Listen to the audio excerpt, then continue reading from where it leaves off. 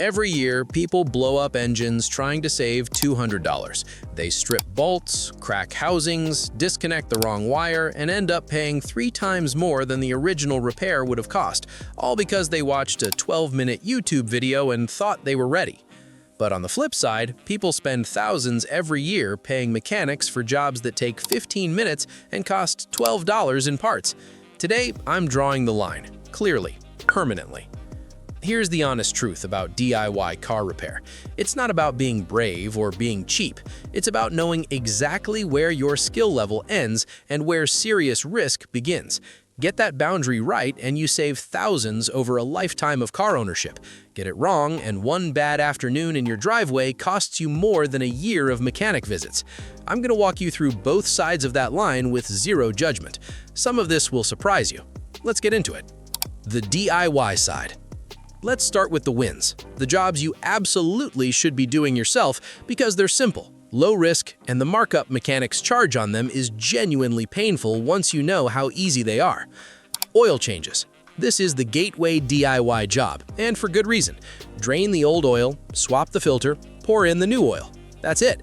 The tools required are a drain pan, an oil filter wrench, and a socket set, most of which you'll use for a dozen other jobs on this list. The parts cost $30 to $50 depending on your vehicle and oil type. A shop charges $70 to $120 for the exact same thing. Once you've done it twice, it takes about 20 minutes. Do this 4 times a year, and you've already saved enough to cover a real repair. Air filter replacement. Both engine and cabin air filters. Pop the housing, pull out the old filter, drop in the new one. On most vehicles, there's not a single tool involved. This is a job that takes under 5 minutes, and shops charge $40 to $80 in labor alone to do it. Buy the filter at any auto parts store and handle it yourself, every single time.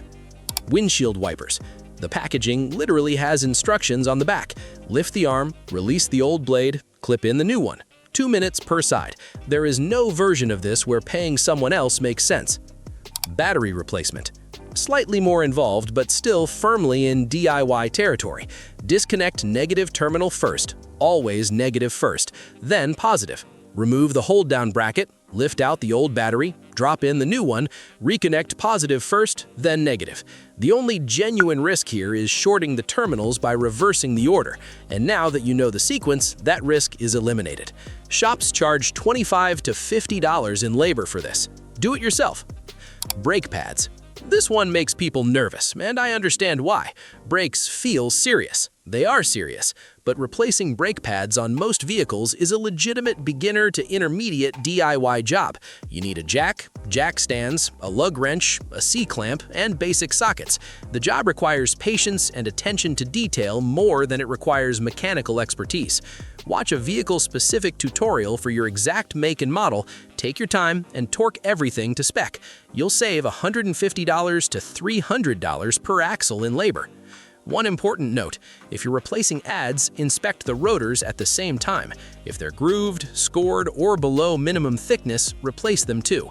Putting fresh pads on damaged rotors is a waste of money and a safety compromise. Spark plug replacement. On most 4-cylinder engines, this is an accessible job. The plugs sit right on top of the engine, clearly visible. Gap the new plugs correctly, hand thread them in to avoid cross-threading, torque to spec. Where it gets complicated is on V6 and V8 engines, where rear plugs can be buried and nearly impossible to reach without specialized tools. Know your engine layout before committing. Headlights and taillights. Bulb replacement on most cars involves removing a few screws or clips from inside the trunk or engine bay, twisting out the old bulb, and installing the new one. Takes 10 minutes. Some modern vehicles have made this process genuinely difficult, sealed assemblies and poor access points. But on older and many current models, it's completely manageable. Look up your specific vehicle before assuming either way. The mechanic side. Now the other side of the line. The jobs that look approachable on video but carry real consequences when they go wrong. Timing belt or timing chain replacement. This is where the YouTube confidence trap claims the most victims. The job requires precise timing alignment. If the belt goes back on even one tooth off, your valves and pistons can collide on the first crank of the engine. We're talking potential engine destruction from a single installation error. Even experienced DIYers with a full tool set often send this one to a professional. The labor cost is significant, usually $500 to $900, but it covers expertise, precision, and liability that you genuinely want on a job this critical. Transmission repair. If your transmission is slipping, hesitating, or making unusual noises, this is a specialist job. Full stop.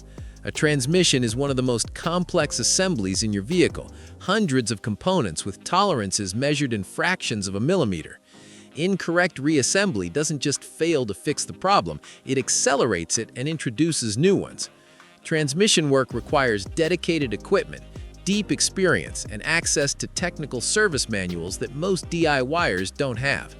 Pay the professional here without guilt. Suspension and steering components. Tie rods, control arms, ball joints, these connect your steering input to your actual wheel movement. When they fail, you lose directional control. Replacing them incorrectly, improper torque, missing cotter pins, skipped alignment afterward, creates failure modes that won't show up immediately but will show up at the worst possible time. Any suspension work should be followed by a professional alignment, regardless of who does the repair. If you're not set up for alignment, you're not fully set up for this job. Airbag system. Do not touch this. The airbag system contains explosive charges called pyrotechnic squibs that can deploy with enough force to kill someone during disassembly. Professional shops follow specific discharge procedures before working anywhere near these components. This is one area where the risk isn't financial, it's physical. Leave it completely alone. Fuel system repairs. Fuel injectors, fuel pumps, fuel lines, anything involving pressurized gasoline requires proper equipment, proper ventilation, and a thorough understanding of fire risk. A loose fuel line fitting or an improperly seated injector doesn't just cause a performance problem, it creates a fire hazard in an enclosed engine bay. The risk-to-reward ratio here strongly favors professional repair. Electrical diagnosis. Here's a nuanced one. Replacing a known bad component, a fuse, a relay, a sensor you've already confirmed is faulty, is often DIY territory. But diagnosing an electrical problem from scratch is a different animal entirely. Modern vehicles have multiple interconnected control modules that communicate on a network. Chasing an electrical fault without professional diagnostic equipment leads to replacing part after part on guesswork, and that gets expensive fast. Pay for the diagnosis, then decide if the repair itself is something you can handle. The middle ground. There's a category between these two sides that depends almost entirely on you.